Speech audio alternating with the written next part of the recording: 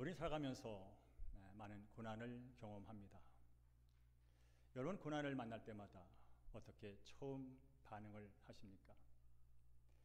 어떤 복음서가 있는 것처럼 왜 나만 겪는 고난이냐고 원망을 하십니까? 아니면 왜 이런 시련이 내게 찾아왔느냐고 슬퍼하십니까? 사람들은 처음에 고난을 만나면 왜 내게 하면서 원망하고 불평하면서 반응을 시작합니다.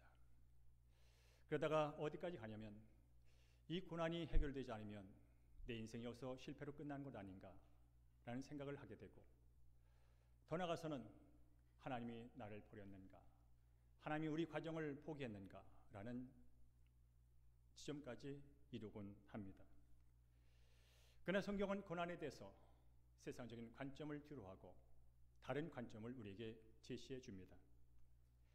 고난은 단순히 불행이 아니라 하나님께서 우리를 하나님께로 돌이키는 도구로 사용하시고, 우리를 구원하시는 재료로 사용하시고, 더 나아가서 우리를 변화시켜서 하나님 앞에서 성숙한 인생으로,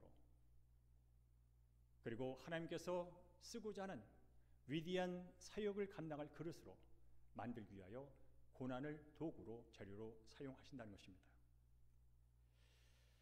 오늘 요셉의 이야기도 역시 고난과 관련된 이야기가 되겠습니다.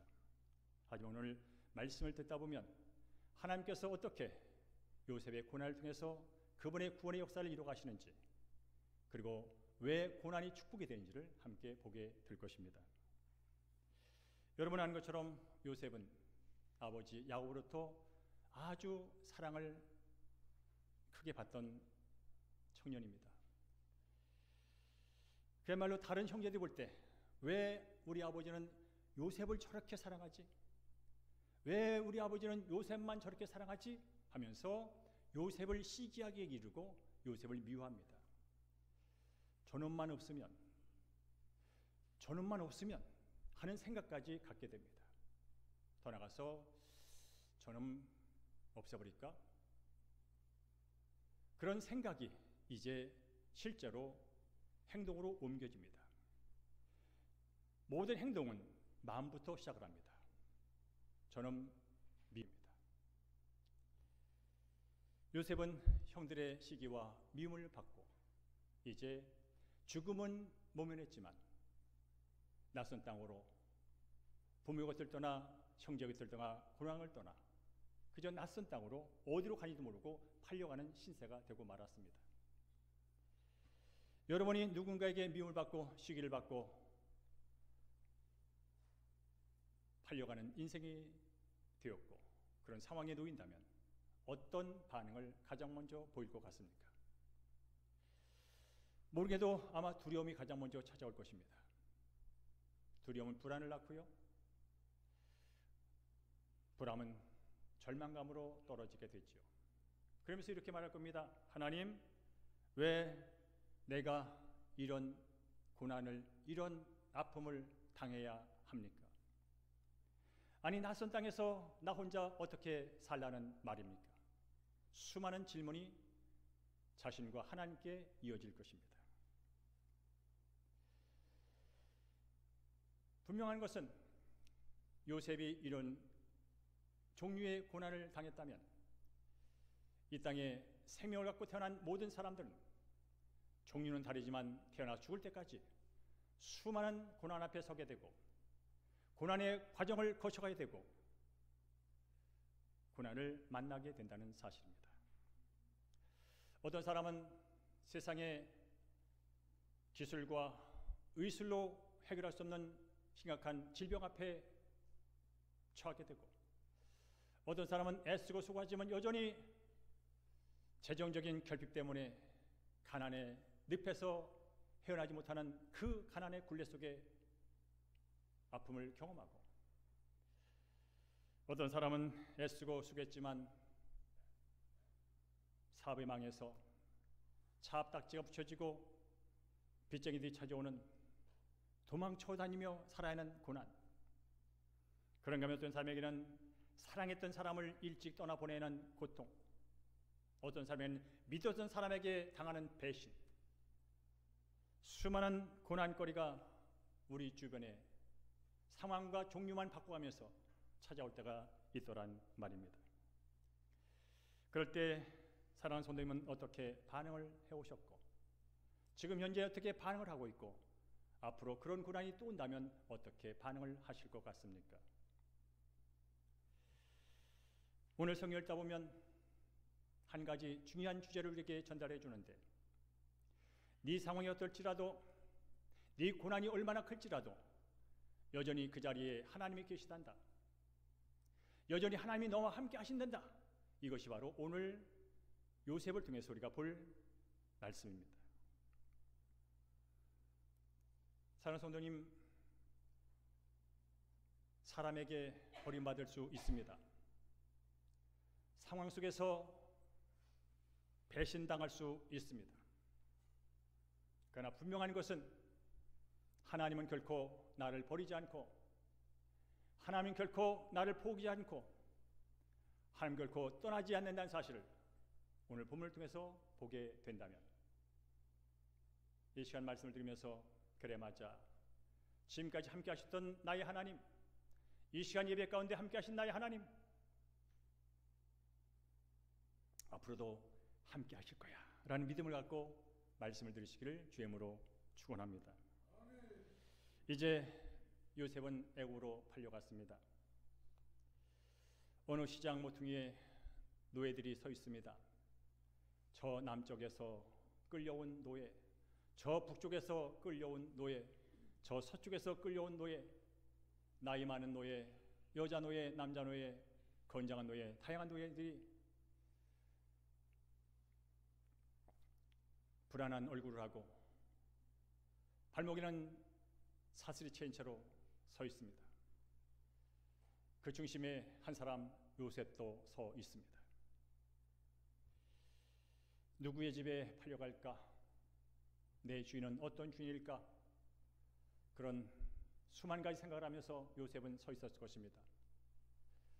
그의 손에게는 돈도 없습니다. 그는 누구에게 비빌 인맥도 없고 형제 자매 가족을 말할 것도 없습니다. 낯선 땅에서 그는 누구에게 팔려갈지 어느 주인을 만날지 불안해하며 서 있을 때 오늘 성경 보니까 그가 팔려간 집은 애굽 왕 바로의 친위대장 시위대장 보디발의 집에 종으로 팔려갔다고 말합니다. 시위대장 친위대장은 왕을 보호하는 요즘 말하면 경호처장 그 이상의 급을 말합니다. 그 집으로 그는 팔려가고 종살이를 시작합니다. 그곳에서 그는 신실하게 일을 했습니다. 왜 내가 여기 왔는가? 나는 왜 이것밖에 안 되는가? 라는 모든 질문을 내려놓고 종으로서 주어진 위치에서 종으로서 해야 될 그 모든 사명들을 충실하게 신실하게 감당합니다. 그래서 그는 주인에게 인정을 받습니다.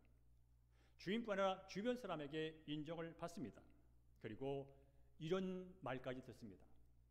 쟤는 종이지만 성공하는 인생이야. 쟤는 종이지만 형통한 길을 가고 있어라는 말을 듣습니다. 우리 함께 창세기 39장 2절과 3절을 씁니다. 시작. 여호와께서 요셉과 함께 하심으로 그가 형통한 자가 되어 그의 주인 애굽 사람의 집에 있으니 그의 주인이 여호와께서 그와 함께 하심을 보며라고 말합니다. 여전히 고난의 한복판에 있습니다. 여전히 고난의 시간을 지나고 있습니다. 그런데 고난 중에는 그에게 따라오는 수식어가 형통한 자라는 것입니다. 요즘 말로 하면 성공한 사람이라고 하는 것입니다. 어떻게 종이 성공한 자야? 어떻게 종이 노예가 형통한 자라고 질문하지만 성경은 분명히 말합니다. 그가 형통한 자라고, 그가 성공한 자라고. 이유를 알아봤더니 그의 노력이나 그의 의지를 넘어서 하나님이 함께 하심으로 그가 형통한 자가 됐다고 오늘 본문은 말씀하고 있습니다. 여러분, 고난 중에 있을지라도 하나님이 함께 하시면 성공자인 줄로 믿습니다. 고난의 한복판에서 신음하며 어려운 시간을 보낼지라도 하나님이 나의 주인 되셔서 나와 함께하면 그것이 은혜 중에 은혜인 줄로 믿습니다. 지금 바로 요셉은 고난 중에 있지만 하나님의 함께함으로 말미암아서 기쁨을 빼앗기지 않고 있고, 고난 중에 힘든 시간을 보내고 있지만 평안을 빼앗기지 않고 있고, 고난 중에 다른 사람부터 너는 그것밖에 안 돼, 네 신분이 종이라고 수모를 당하고 있지만 그는 하나님의 자녀라는 그 정체성을 가지고 자존심 구기지 않고 그 인생을 두벅두벅 성실히 걸어가고 있는 줄로 믿습니다. 여러분, 이렇게 형통하다 성공했다고 하지만 그 형통한 자리도 여전히 고난이 또 찾아온다는 사실입니다. 이제 주인의 인정을 받고 주변 사람들의 칭찬을 받으며 그 보디발의 집안의 모든 것을 관장하는 그 자리까지 올라간 종이 되었건만, 이번에는 그 주인의 아내가 그를 유혹합니다. 이 17에서 18, 19살 된 이 청년, 그야말로 하룻밤 자고 싶은 성적인 욕망에 이 여주인이 마음이 흔들립니다. 그래서 요셉에게 오늘 성경에 보면 날마다 요청했답니다. 나와 하룻밤만 자자고, 나와 하룻밤만 자면 네 인생 어떻게 또 달랄지 모른다고 계속 요셉을 그 여주인이 유혹을 합니다. 그러나 요셉은 그 여주인의 요청을 단호히 거절합니다.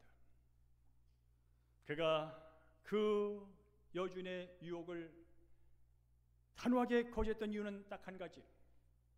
39장 9절 이렇게 말합니다. 내가 어찌 이 큰 악을 행하여 하나님께 죄를 짓겠습니까? 어찌 제가 성적인 유혹에 넘어가서 죄를 지음으로 당신의 남편에게 죄를 짓겠습니까? 라고 말하지 않고 하나님께 죄를 짓겠습니까? 라고 말을 합니다. 이게 무슨 말입니까? 그래요 여주인님, 내가 당신의 요청에 따라서 하룻밤 당신과 잘 수 있어요. 당신도 속이고 나도 속이고 당신의 남편도 속이면서 그런 일을 할 수 있지만 나는 절대로 속일 수 없는 분이 계십니다. 나는 절대로 피할 수 없는 분이 계십니다. 나와 항상 함께 하시며 은혜를 베푸시는 하나님을 속일 수는 없습니다. 그래서 내가 당신의 요청을 거절함으로 어떤 피해가 있을지라도 나는 하나님의 앞에서 정결하게 내 삶을 살아갈 것입니다.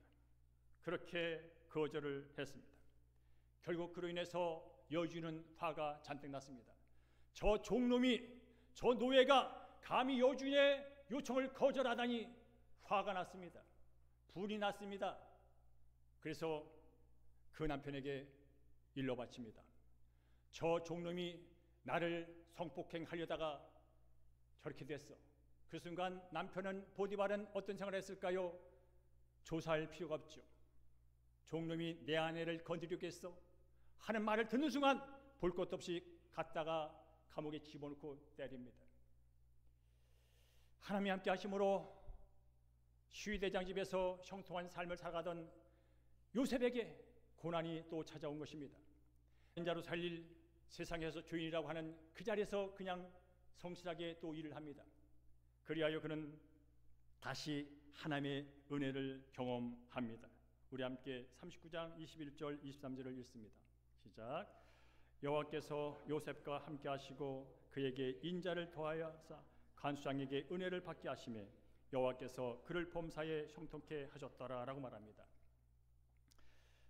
지금 하나님이 누구와 함께 하냐면 감옥에 갇힌 요셉과 함께 합니다. 종놈이 그랬대. 종놈이 겁대가리를 상실하고 우리 여주인을 겁탈려고 했대. 저 못쓸 놈의 새끼. 그래 주인이 조금 인정해 준다고 세상 무서움 모르고 여주인을 강탈려고 했대. 온갖 수모를 받으면서 온갖 얘기를 들으면서 컴컴한 감옥에 있는 요셉에게 사람들은 다 손가락질하고 사람들은 다 그를 떠나지만 하나님은 계속 함께 하셨다고 성경은 말씀합니다. 함께 할 뿐 아니라 하나님께서는 요셉에게 인자를 더해 줬다고 말합니다. 인자는 하나님의 끝없는 사랑을 말합니다. 세상은 종이라고 강간미수범이라고 손가락질하며 수치스러운 말을 하지만 하나님은 그런 요셉에게 끝없는 사랑을 베푸셨습니다. 그리하여 그 사랑이 어디까지 읽혀지게 되냐면 간수장에게 흘러들어갑니다. 간수장이 볼 때 저 요셉은 그냥 종이 아니야. 저 요셉은 생활해 보니까 결코 여준을 강탈할 그런 사람이 아니야 하면서 간수장이 요셉을 선하게 대해주기 시작합니다. 그것은 어떻게 일어나면 하나님이 간수장에게 요셉에게 은혜를 베풀하고 인도하셨답니다. 우리는 여기서 한 가지 깨닫습니다. 하나님의 은혜를 받는다는 것은 단순히 하나님이 나와 1:1 대면하여 은혜를 베풀기도 하지만 대부분의 내가 받는 모든 은혜는 다른 사람을 통해서 온다는 사실입니다. 내가 지금 이렇게 생명을 누리며 한나라의 삶을 살고 있는 것은 아내 때문에, 남편 때문에, 부모 때문에, 나라 때문에 여러 가지 사람들의 손길을 통하여 하나님께서 보내주고 있기에 저와 여러분이 오늘도 생명을 갖고 예배를 드리며 승리의 삶을 살게 되는 줄로 믿습니다. 그래서 은혜를 아는 자가 감사를 할 수 있는 것이고, 감사를 아는 자가 찬양을 할 수 있는 것이고, 찬양을 할 수 있는 자가 하나님 앞에서 정결하게 성결하게 죄를 머리하며 죄를 이기며 살게 되는 줄로 믿습니다. 그렇습니다. 하나님께서는 억울한 누명을 쓰고 감옥에 갇힌 요셉과 여전히 함께 하셨습니다. 여전히 종의 신분인 요셉과 하나님이 함께 했다면 여러분같이 귀한 신분을 갖고 살아가는 한 사람 한 사람에게 예수 그리스도 안에서 하나님은 여전히 함께 하시는 줄로 믿습니다. 여러분이 설령 아까 말한 질병과 가난과 실패와 어떤 좌절의 순간 안에 우울한 감정 안에 갇혀 있을지라도 여전히 하나님은 여러분과 함께 하시며 그 자리에서 여러분 한 분 한 분을 일으켜 세우실 줄로 믿습니다. 이것이 성경이 우리에게 계속 말씀해주고 있는 겁니다. 이제 요셉은 감옥에서 한 날 한 날 보내기 시작합니다. 그러던 어느 날 그 감옥에 두 사람이 들어오게 되지요. 술관원, 떡관원, 그야말로 그 바로왕의 생명을 보호하는 측근 중에 측근입니다. 그런데 그 두 사람이 어떤 일을 했든지 감옥에 잡혀왔습니다. 그 두 사람이 꿈을 꾸는데 요셉은 그 술관원과 떡관원의 꿈이 어떤 꿈인지를 해석해 줍니다. 그 꿈의 결과 술관원은 복직을 하게 되고 떡관원은 3일 후에 죽게 됩니다. 그러면서 술관원은 그런 부탁을 합니다. 앞으로 당신은 당신의 죄가 없음을 통해서 사면받게 될 것이고 당신의 자리에 복직하게 될 거예요. 그러면 나를 기억해 주시오. 나도 사실은 죄 없이 여기 들어와 있습니다. 그러니 나를 바로왕에 알려서 나도 이것에서 건진받도록 해주세요라고 부탁을 합니다. 그러나 그 부탁을 한 지 1년이 지나고 2년이 가까울 때까지 이 술관원은 요셉의 부탁을 잊어버리고 삽니다. 그러다가 어느 날 애굽왕 바로가 꿈을 꿉니다. 7 살찐 소와 7 아주 바싹 마른 소가 있는데 이 바싹 마른 소 7이 살찐 소를 잡아먹는 꿈. 7 충실한 이삭, 그런데 쭉정이 같은 7 이삭이 이 충실한 이삭을 먹어치우는 꿈을 꿉니다. 그리하여 바로왕이 이게 도대체 무슨 꿈이지? 이게 무슨 의미가 있지? 라고 하면서 그 애굽 땅에 있는 모든 꿈 해몽가들, 점술가들, 점쟁이들, 주술가들 다 불러 모아가지고 내가 이런 꿈을 꿨는데 도대체 이게 무슨 의미냐고 해석을 권하건만 어느 누구도 해석하지 못합니다. 그때 이 술관원이 기억을 합니다. 아 그래, 2년 전에 내가 감옥에 갔을 때 그 사람이 내 꿈을 해석해서 내가 이 자리에 왔지 하면서 그 사람은 이 꿈을 해석할지도 몰라 하면서 이제 감옥에 있던 요셉을 불러냅니다. 그리고 요셉은 바로 앞에 서게 됐죠.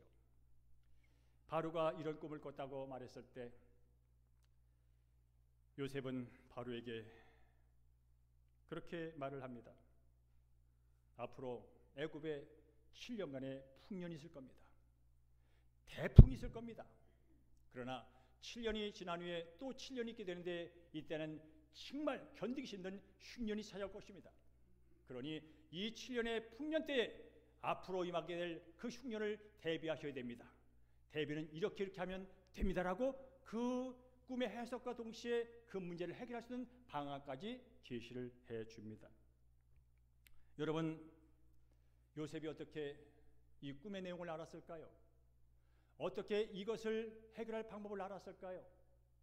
그는 곳곳에서 하나님이 그렇게 했다고 말합니다. 우리 함께 41장 25절을 읽어보겠습니다. 시작. 요셉이 바로에게 이르되 바로께서 꾸신 꿈은 하나라. 하나님이 그 일을 바로에게 보십니다 라고 말합니다. 이 일, 7년 풍년, 7년 흉년, 이 일은 하나님께서 하신 일이라는 거예요. 그리고 그것을 꿈을 통해서 하나님께서 바로에게 알려줬다는 거예요. 요셉이 뭔가 능력이 있어 해석하고 방언을 제시한 것이 아니라 내가 믿는 나와 항상 함께 하신 하나님, 내가 아버지에게 사랑을 받을 때도 함께 하셨고 형제들에게 팔려갈 때도 함께 하셨고 보드발의 집에서 누명을 받아 감옥에도 함께 하셨던 그 하나님이 내게 알려주셨는데 바로 그런 의미였다고 말합니다. 우린 여기서 하나님이 함께 하신 요셉에 대한 얘기를 수없이 들어왔습니다. 그러나 성경에는 요셉이 하나님과 함께 했다는 표현은 나오지 않습니다. 그러나 우린 여기서 항상 하나님이 요셉과 함께 했듯이 요셉도 항상 함께 하신 하나님께 먼저 여쭙고 하나님의 뜻대로 하나님 앞에서 산 그런 믿음의 사람이었다는 것을 보게 되는 것입니다. 사랑하는 성도 여러분, 하나님 안에서 형통한 삶, 복된 삶을 살기를 원하십니까? 분명한 것은 하나님은 말씀합니다. 나는 너를 결코 버리지 않는다. 나는 너를 결코 포기하지 않는다. 나는 결코 너를 떨쳐내지 않는다 라고 말씀한다면 한 가지 내가 할 일은 딱 한 가지, 함께 하신 하나님과 내가 함께 하는 것인 줄로 믿습니다. 함께 하신 하나님께 나보다 지혜가 뛰어나며 나보다 능력이 뛰어나신, 나보다 인애와 자비가 풍성하신 그분에게 내 삶을 맡기고 내 생각을 맡기고 내 상황을 맡기고 내 문제를 맡길 때 그때 그분의 놀라운 약속과 은혜와 능력을 내 삶 가운데 경험하게 된 줄로 믿습니다. 이게 바로 하나님 중심, 하나님과 함께하는 삶의 모습인 줄로 믿습니다. 이제 요셉의 꿈을 들은 이 바로왕이 어떻게 합니까? 들어보니 기가 막히거든. 그래서 그가 말합니다.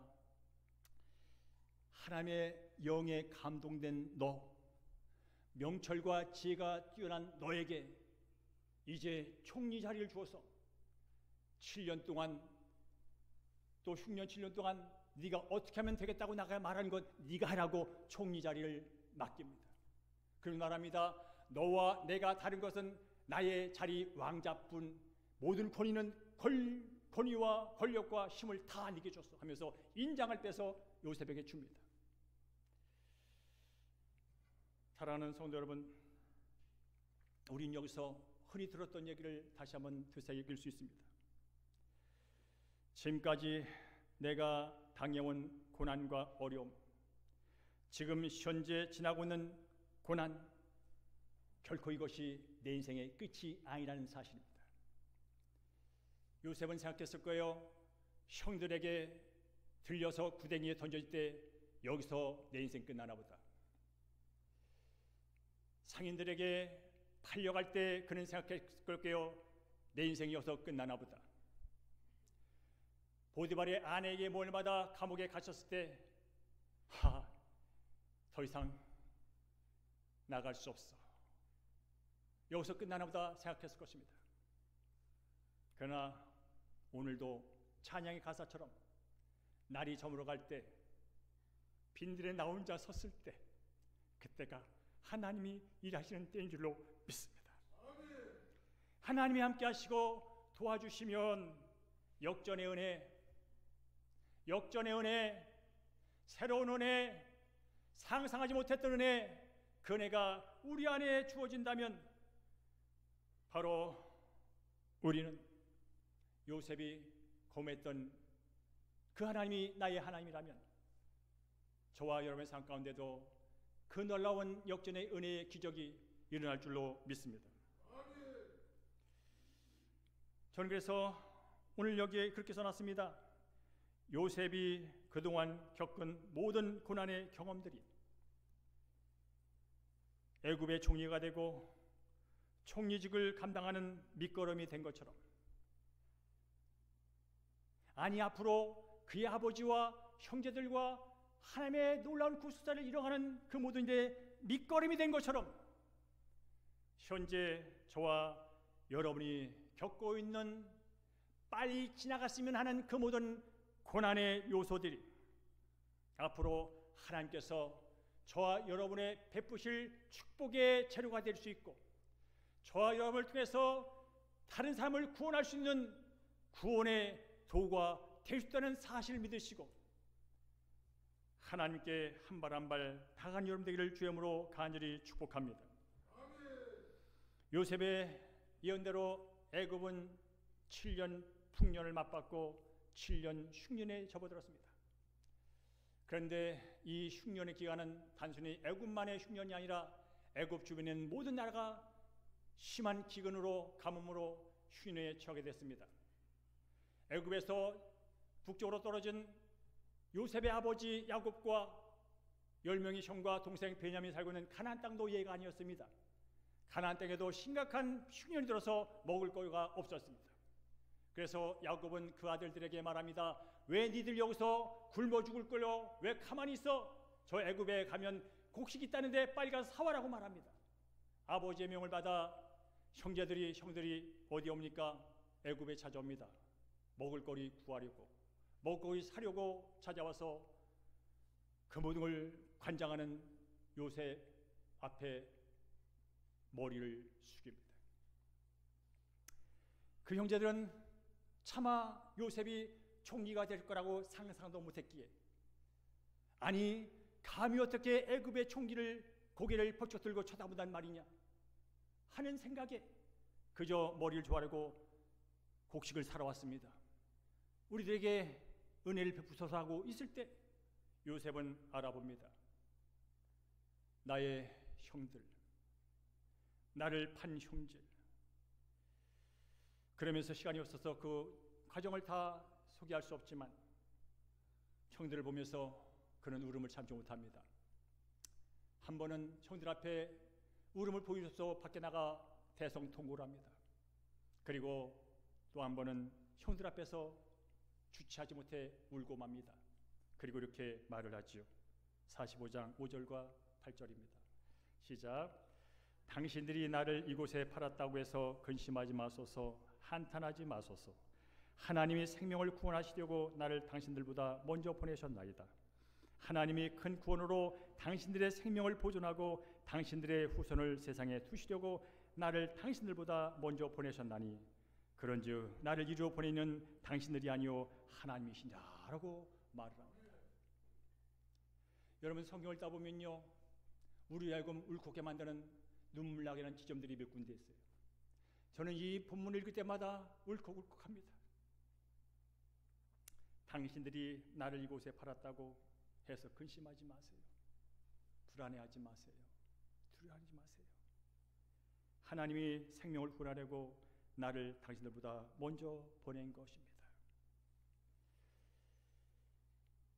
어린 시절 내가 꿈을 꾼 것도,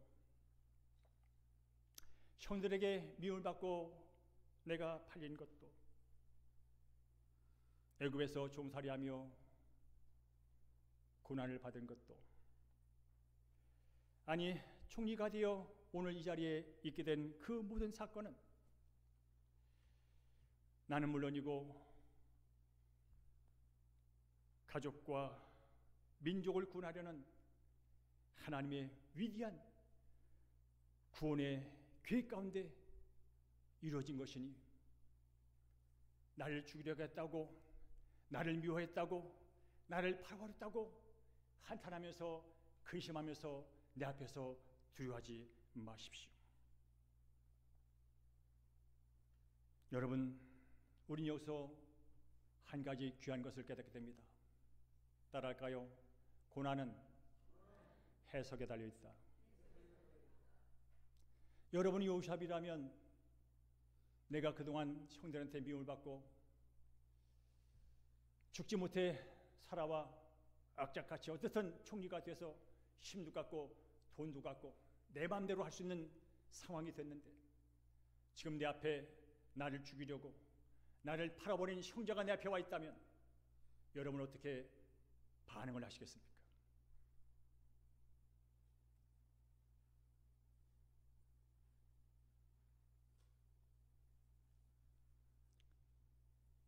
형들이요, 하나님의 큰 구원을 이루려고, 아니 당신들의 생명을 가난에서 죄에서 보존하려고, 아니 더 나아가서 하나님이 우리의 조상 아브라함과 이삭과 야곱에게 약속하신 언약을 맺으신 이제 이 민족을 통하여 하늘의 뭇별처럼 바다의 모래알처럼 나의 백성이, 나의 나라가 이루어질 거라고 하는 그 구원의 역사, 그 역사를 위하여 하나님께서 저를 이곳 애굽에 보낸 겁니다.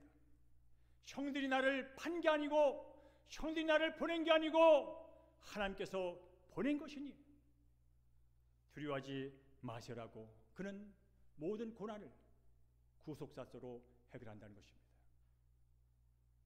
여러분 지금 여러분의 고난을 어떻게 해석하고 계십니까?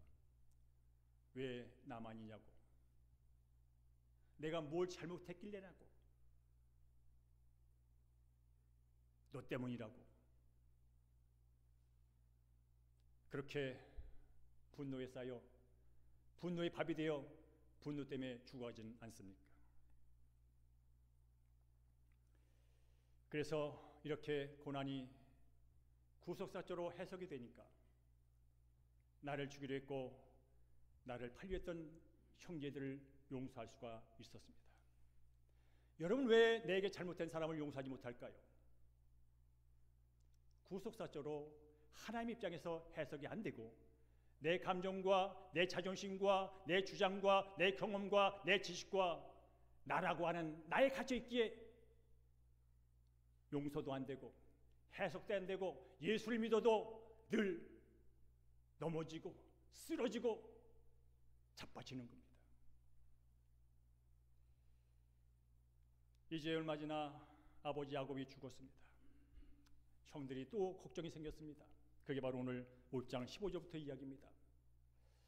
그동안은 동생 요셉이 아버지 때문에 우리를 용서했는지 몰라.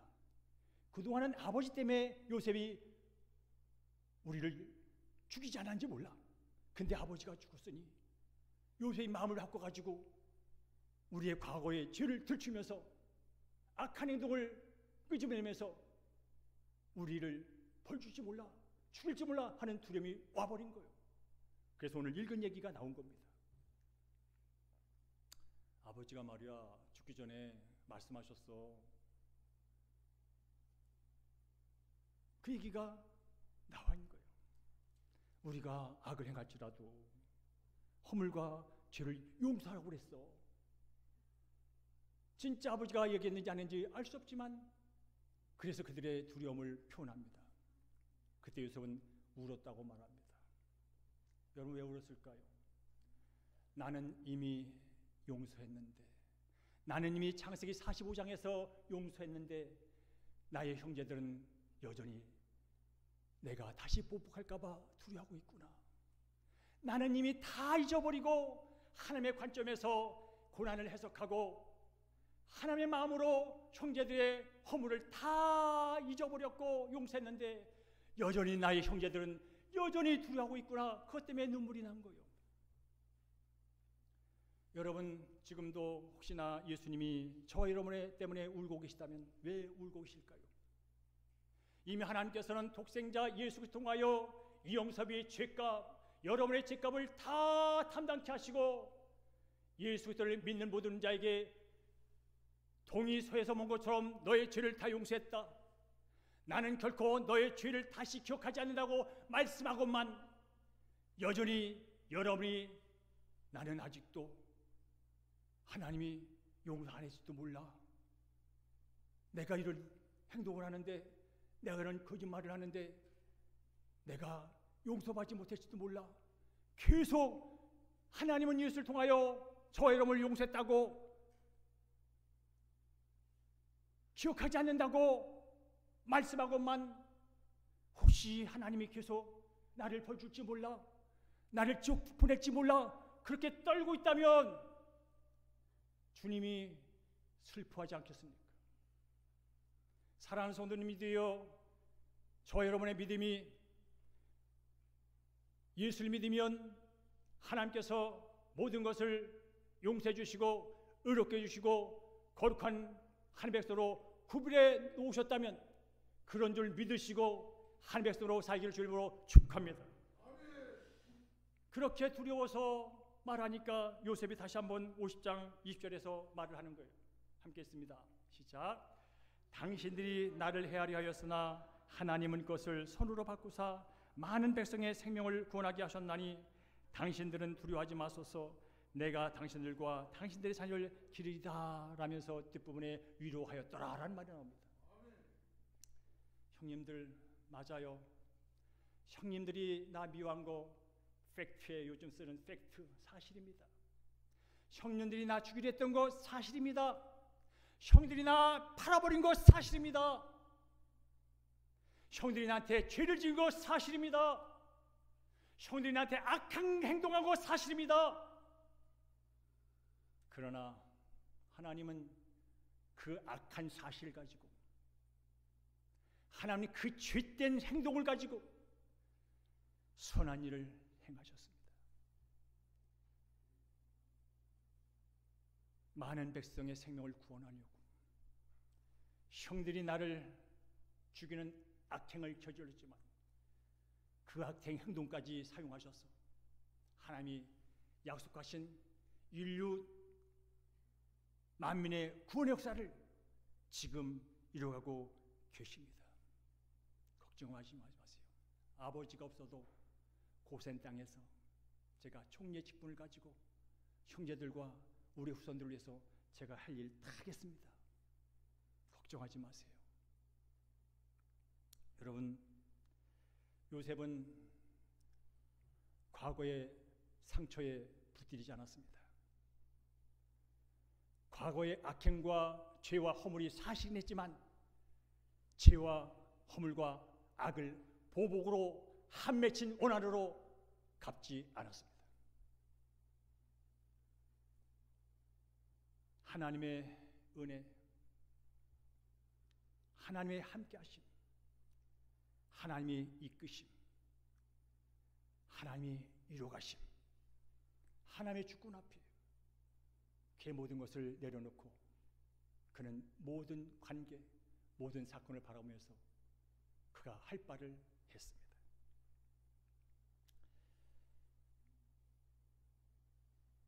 두려웠던 형제들에게 다시 한번 지금까지 있었던 모든 일은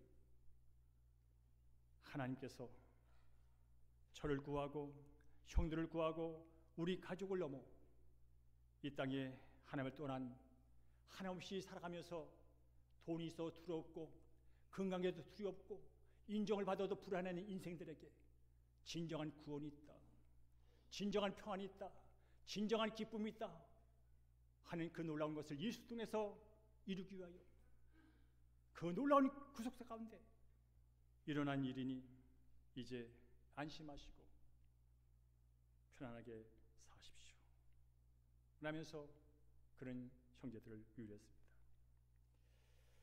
이제 말씀을 맺겠습니다. 앞으로 다음 주에 보겠지만 이렇게 시작된 구속의 역사는 애굽에서 400여 년 동안 이스라엘 백성들이 불어나기 시작합니다. 70명의 가족이 200만까지 불어납니다. 그 얘기는 다음 주에 이어질 것입니다. 어떻든 하나님께서는 현재 만난 저와 여러분의 고난과 불행한 상황들마저 사용하셔서 우리의 구원을 이루어가는 도구로 삼으시고 저와 여러분의 인격이나 인품이나 영적인 성장을 위해서 사용하고 계시다는 거예요. 축복의 재료로 쓰고 계시다는 거예요. 그러니 고난을 그저 불행의 요건으로 왜 나만이라고 주장하며 화내며 원망하며 남탓하며 살 것이 아니라 이 고난을 통해 이용섭이를 돌아보고 이 고난을 통해서 내 인생에 함께 하신 하나님의 은혜를 돌아보면서 그분을 더 의지하는 여러분 되기를 주의 이름으로 축복합니다. 그래서 오늘 이 함께 읽었던 요셉의 이야기는 단순히 그 고난 극복 이야기가 아니에요. 인간 다큐멘터리에 저 사람은 이런 고난이 있었는데 그런 고난을 극복했대 대단해 라는 어떤 고난 스토리를 이야기해 주는 것이 아니라 바로 하나님의 은혜가 하나님의 함께 하심이 어떤 결과를 맺는지 하나님이 함께 하심이 어떻게 구원을 이루어 가시는지 그 놀라운 복음의 이야기요 구속사의 이야기인 줄로 믿습니다. 따라서 지금 어려우신 분, 아니 저는 질병이라는 고난을 20대부터 지금까지 달고 살지만 저는 지금도 내가 인생이 얼마나 남은지 알 수 없지만 고난이 동시에 계속 저와 함께 한다는 사실을 저는 인정합니다. 제가 아무리 기도를 많이 하고 남한테 인정을 받아도 또 앞에 어떤 고난이 저를 찾아와 제 성품을 갈아엎고 제 삶을 돌아보게 하고 다시 하나님께로 더 가까이 이끌지 저는 분하지 않습니다.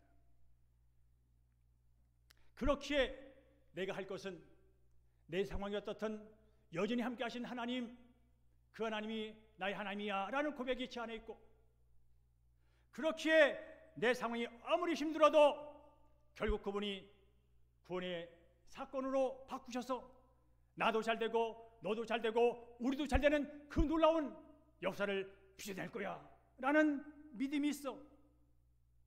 그분을 신뢰하고 있다면 우리 사랑하는 대형교회 모든 성도들이 저보다 더 하나님과 함께 하시는 사랑을 받는 여러분께서, 더 건강하신 여러분께서 하나님의 은혜를 사모하시고 그분을 찬양하시는 여러분 되기를 주의 이름으로 축복합니다.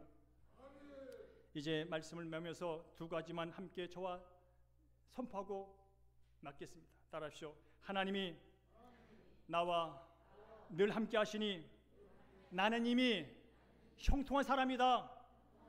내 삶에는 하나님의 은혜가 끝나지 않는다. 아멘. 이게 바로 창세기 1장부터 요한계시록 마지막 장까지 계속해서 우리에게 주는 메시지입니다. 이 함께 하신 하나님, 이 은혜를 붙드시고 내일도 승리하시고 모레도 승리하시고 집안에서 승리하시고 직장에서 승리하시고 학교에서 승리하시고 여러분의 인생 모든 여정에 승리와 기쁨과 형통이 넘치기를 주의 이름으로 축복합니다. 아멘.